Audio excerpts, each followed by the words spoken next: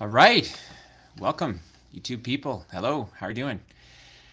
Welcome to another YouTube plus Quora, where I pick up some questions from Quora that were either asked to me directly or have been posted generally, and my hope is that there's an entrepreneur that's going to pay attention to this or listen to this and get some benefit from it. Learn something new about maybe their business, about something that they're struggling with.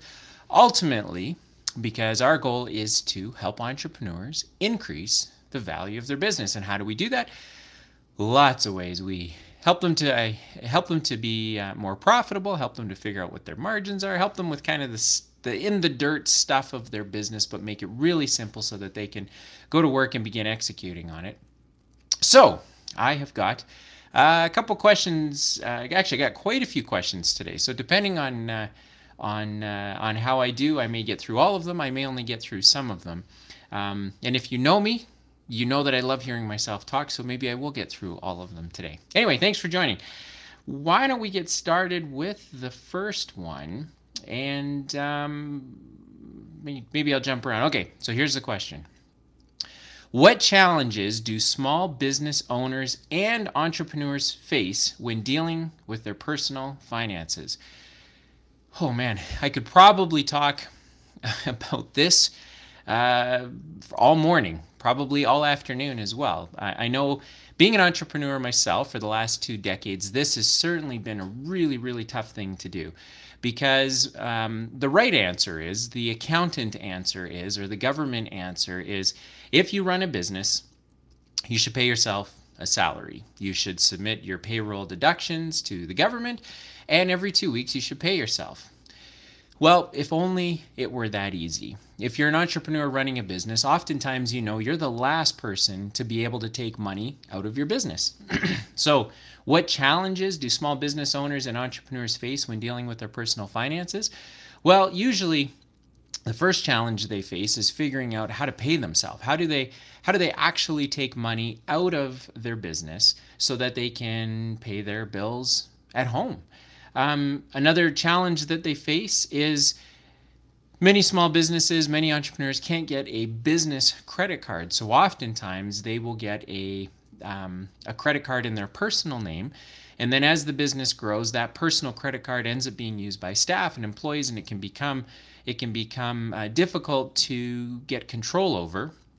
And that can cause entrepreneurs some grief. In fact, I know of a case where the entrepreneur got a credit card for the company like 9 years ago, 10 years ago. He signed for it personally, meaning he was responsible for the debt that was going to be incurred. So 9 years later, the company has some problems, and unbeknownst to him, he thought that this credit card belonged to the business. Turns out it belonged to him, and the credit card company actually pursued him personally for the debts of this credit card, and it didn't end very well, and there were lots of problems with the management of the company, and so he wasn't entirely in control of being able to influence the outcome, but he was stuck with the credit card debt. So being able to figure out how to pay yourself is a challenge. Getting credit, personal credit, or using your personal credit to fund the credit needs of the business is a challenge. Some of the other challenges ultimately are, how do you build value? How do you build net worth using your business? And so if you weren't an entrepreneur, the way you build your net worth is you go to work, you get a job, you save a percentage of your income, and hopefully you invest it well, or you buy assets that are going to appreciate in value. And then at some point down the line, you've got a bunch of money and a bunch of resources that you can use to fund your retirement. Well, as an entrepreneur, it typically looks like not having any money for most of your life, and then if you're successful, or if you're lucky, at some point down the road, you get a big payday, and then that provides for your retirement. And that kind of becomes the hope of every entrepreneur, even if they don't articulate it perfectly, and even if they don't necessarily plan for it specifically. And so here's an example. An example is, I knew an entrepreneur, really great guy, his whole life, came from nothing, started his business when he was really young, like early 20s, and had no money, could never, barely could get two nickels and put them together. But over the period of his career, 20, he turned 30, turned 40, and just as he was turning 50 years old, he went from having nothing. His family went from having nothing to getting more than a $40 million payday because a public company bought his business. So all of a sudden, he went from nothing to something and wasn't really ready for it. And so one of the challenges that you face as a small business owner or an entrepreneur when dealing with your personal finances is, okay, well, what happens when I sell my business? What do I do with my windfall? How do I invest it? And as it usually goes, the entrepreneurs generally think that because they got a big win once, that they're going to get a big win again, and maybe in a different business. So this particular individual was in the oil and gas business and all of a sudden thought they might have been an expert in the technology business or in the retail business, and so started employing some of their funds into these other marketplaces that they really didn't know anything about, and lost a substantial amount of their savings or of the windfall that they got for selling their business. So that can be tricky. Now, how do you deal with all of these challenges? Well, the first thing to do is ask the question, like the one that's been posed here, and then start putting a plan together to say, okay, so how am I going to deal with these challenges? How am I going to take money out of my company? Am I going to do it through a salary? Am I going to do it through a dividend? Am I going to live off of a personal line of credit and then every 3 months or every 6 months take a big chunk of money out of the business, pay off the line of credit, and do it all over again? So how do I take money out of the business? What am I building this business for? If I'm successful, what does success look like? Do I sell my business? Do I shut it down? Does management take it back from me over time? And then assuming I get that money, what am I going to do with it? Am I going to invest it in hard assets? Am I going to put a portfolio together? Am I just going to keep reinvesting it back into the business? And then things like credit, how can I make sure that if I have to use my personal credit to allow the business to have a company credit card so we can buy office supplies and take clients out for dinner, etc. What's my plan to make sure that I can quickly get rid of that credit card and get one that is genuinely in the name and and is being managed by the business without any personal liability to me? So I think those are some of the things that you can do. You can just start thinking through some of the challenges, and if you're if you wanted to know more, I would say go talk to other entrepreneurs that are on the other side of their career. So maybe they've sold their business or businesses, and they can give you much better advice about some of the other things that they wrestled with, like divorce, and when you get a big windfall and all of a sudden your spouse decides, you know what, we no longer need to be together, and now I get a bunch of money. There's just tricky things that come along with being an entrepreneur and your personal finances. So certainly if you have this question, you're not alone, because I think lots of entrepreneurs in the back of their mind have this question. Some of them deal with it head on, and some don't. So hopefully you find that helpful.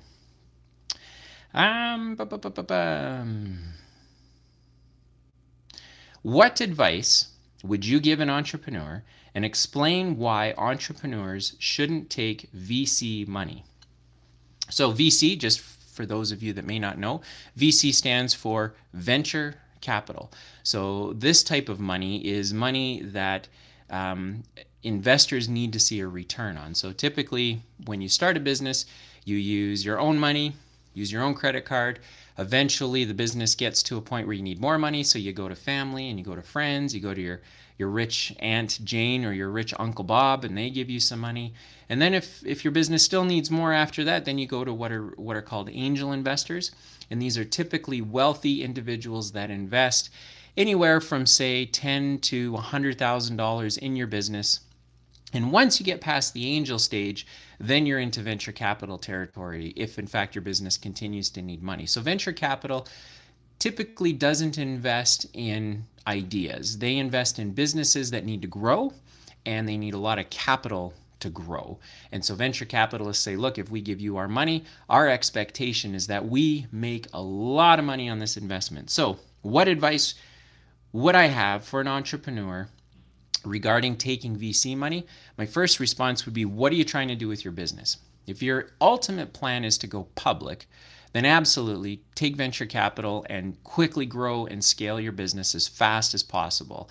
And you're going to need venture capital money because it becomes very expensive to not only grow your business in a marketplace, but then maintain market share. So to be the biggest company in that space. The easy example to think of is Uber.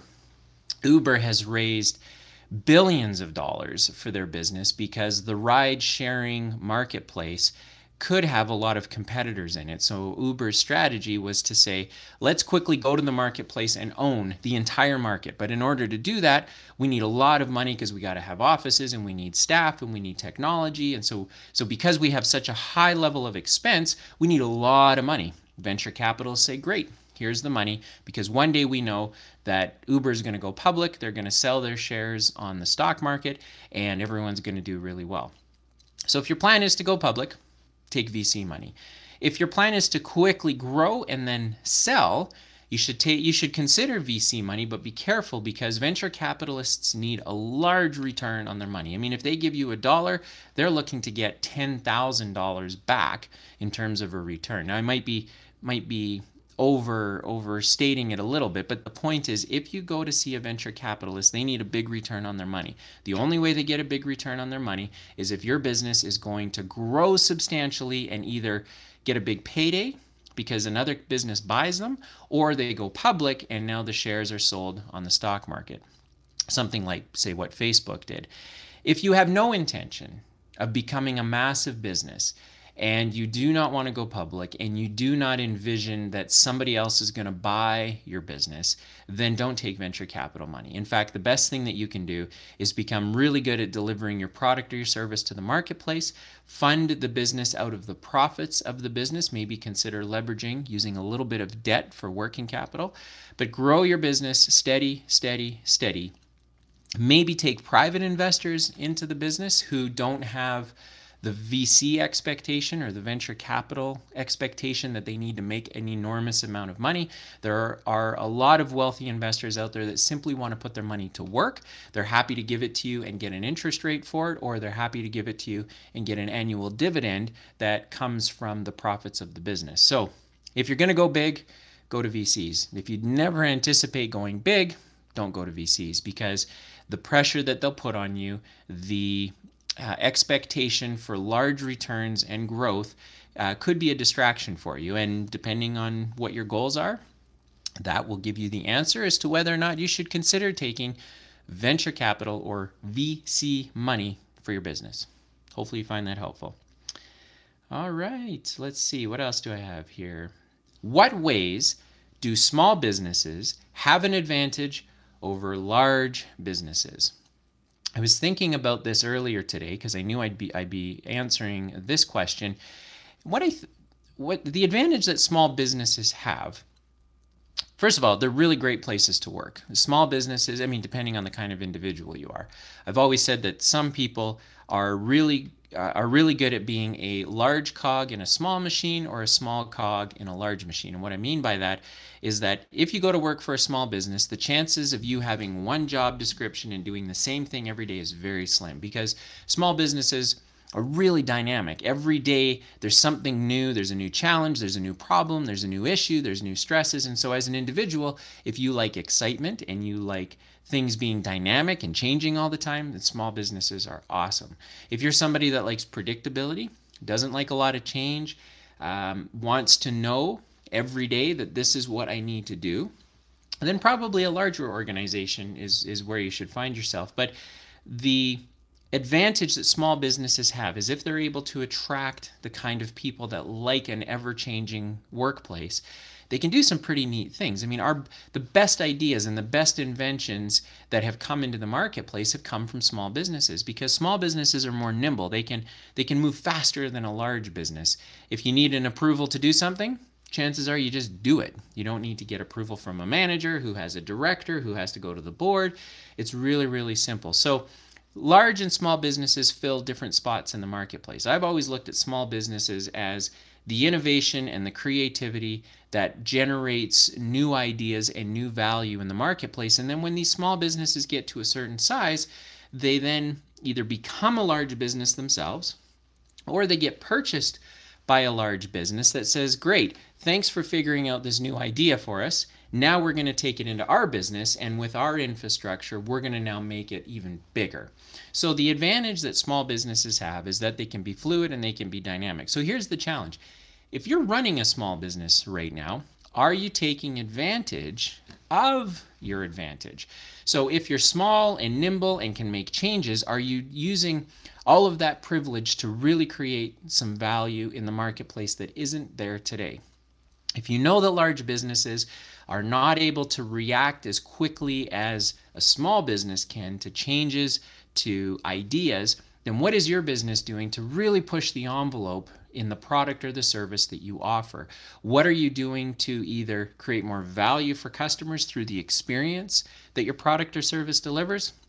Or what are you doing to change the face of the marketplace? What are you doing to change how customers or clients use your products and your services? And if you can figure that out, chances are you can be more profitable than your competitors. And the advantage that you have as a small business is if you're wrong, well, you can pivot back to what you were doing before you made the changes. So small businesses have a lot of flexibility, but with that flexibility also comes the need to constantly be reaching for the next thing, because small business is really competitive. It can be a make work exercise where you own a business or you run a business, and it doesn't really generate a lot of money at the end of the year, but you keep busy, you work your 50 or 60 hours a week, and maybe you're going to build something successful. But small businesses have to keep reinventing themselves, or at least pushing the envelope in terms of what they're offering in the marketplace. And that's a really big advantage, because if used properly, it can produce a really profitable return. So what ways do small businesses have an advantage over large businesses? They can move quicker, they can be more inventive, they can be more creative, and hopefully generate more value in the marketplace for consumers of their product or their service.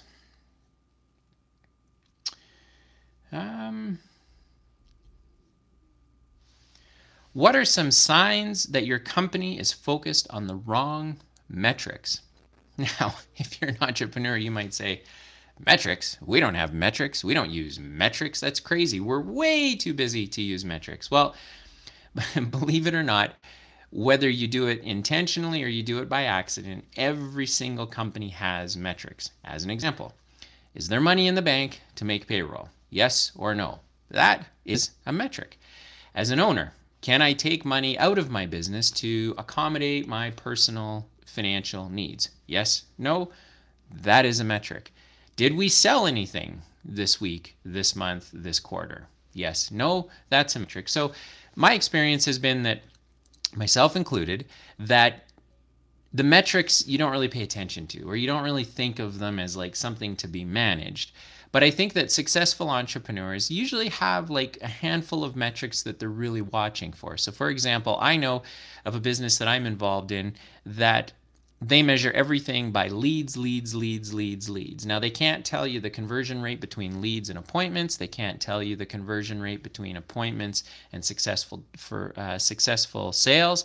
They can't tell you from successful sales how much margin they generate. But man, they can tell you down to the hour how many leads they think they're going to get, and then how many leads they do get, because they're a sales-driven organization, and one of the entrepreneurs is a dynamite salesperson. And so he's constantly thinking about leads. How do we get more leads? How do we get more leads? How do we get more leads? So with a little bit more work, he could come up with a few other metrics that would help him maintain profitability. And usually where this shows up, how do you know that you're focused on the wrong metrics, is when you don't have money to make payroll, so you're not really sure how you're going to pay your staff. But if you're in that spot, you probably have some other challenges. The more realistic one is that everything's just okay. Nothing is terrible in our business. Nothing is really great. We kind of do our thing at the end of the year. We get our financial statements, and maybe we made some money, maybe we didn't. That's probably a pretty good sign that your company is focused on the wrong metrics, because you're not focused really on anything. If you're not looking to improve your margins, which puts more cash in the bank, which ultimately helps you build a more valuable business, then that's probably the place that you need to start. So if you're not measuring anything, that's a pretty good sign you're measuring the wrong metrics. If there's no money in the bank, that's probably a pretty good sign you're measuring the wrong metrics, if at all. If you can't define whether or not you're building a valuable business, chances are that you're focused on the wrong metrics. And it's pretty easy to do that. There are ways for you to figure out if your business is valuable, if it's profitable. Certainly at emilynow.ca, our business health check can help answer that question for you. But even if you have your own accounting team and you kind of don't really want to put the work in, you can move this task to somebody else, and you can say, look, Dylan says I need to build a valuable business. How do I do that? Are we building a valuable business here? Like, is this business worth something more than the paychecks that people get and the money I take home as an owner? Are we building something of value? Are we generating cash? That's a pretty important question to ask. Is our debt level going down? Is it going up? Is it not moving at all? How do we know? Where all the money we make after we pay our bills, where does it go? Does it go to pay off debt? Are we investing in new equipment? Are we building our inventory? What are we doing with it? And so some signs that you're focusing on the wrong metrics are usually, that answer is usually self-explanatory. If you simply don't have metrics in your business, then obviously you're focusing on the wrong ones. But the right ones would be metrics that help you understand that A, your customers are getting value and the experience that they have is amazing. So those metrics need to be in place, because it's those metrics that build your brand equity. Your brand equity ultimately allows your business to charge more for the product or service that it offers, and that ultimately makes your business more valuable. So, so hopefully you found that helpful. I think I'm gonna end this YouTube Quora live right here. I appreciate if you're watching this live. Hello, thanks for watching. Really appreciate it. Thanks for all the thumbs up. If you're going to be listening to this on the podcast after it's aired, thanks for subscribing or for sharing this so that another entrepreneur might see it, or it might get in front of another entrepreneur and they might get some value out of this. And I try to do this every single week. So if you've not subscribed to our YouTube channel, make sure to do that now so that you get notified.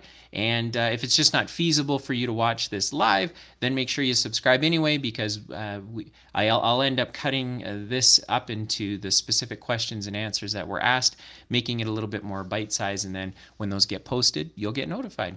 So thanks for joining, and we will see you next week.